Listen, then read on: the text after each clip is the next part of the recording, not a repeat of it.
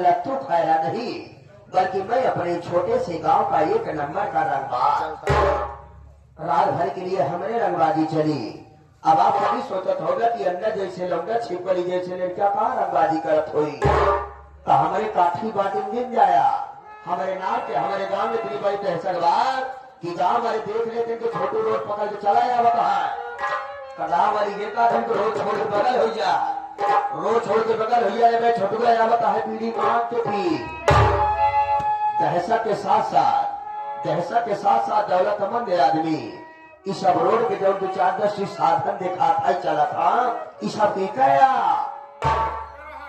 अपने वाला के बात यह है चौराहे पे बेगर चप्पले के दिए खत हो गया। बेगर कंजूसी करे पैसा नहीं बचा था। हम यो जाना नहीं कि करो गरीब नहीं हो, साल भर में 2 जोड़ी चप्पल 2 जोड़ी जूता जरूर खरीदे थे। तो साल भर छोटो कितना फायदा भवा। हमारे खिया कोनो चीज के कमी नहीं बा हो। छोट मोट कमी तो राजा महाराजा खिए लगी रहा था। हमारे खिए मात्र 3 चीज के कमी बा हो का रोटी कपड़ा मकान। संजय सवेरे खाए तो रोटी नहीं आता था।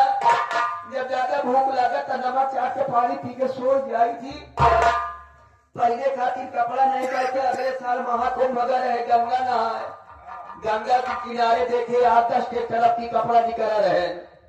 ये हमारे नाप के आए बड़ा भले रहा, लेकिन पहल के चला जाए रहा खातिर घर नहीं था। ये तो घर मालिक हमारे धर्मराज पटेल जी कहे छोटू बाबा तोहरे खातिर ये कमरा कॉलोनी अलग से बनवा देते। लेकिन रात उजाला सवेरे 10-11 बजे तक इहू को हम उचरवाए जाओ। गाँव देश में ढेर दिन लखेरी करे कुछ पाए नहीं, केवल जूता लात पाए। जौने दिन से जुतियावा गए उस दिन हमारे गाँव हमारा सम्मान बढ़ गया। चौराहे पर हम चर्चित हो गए। अब ये सोचते हैं कि अगर गांव देश में इतना बड़ा नाम रोशन करे ही कि चल के कहूँ नौकरी के लिए वादा करते ही जो नौकरी पाएंगे तो 2.5 कुंटल वाला रसगुल्ला खियाओ कि कोई घर नोच के तो खा। चलने से पहले हमारे गुरु जी अपने हारमोनियम से क्या बता रहे हैं।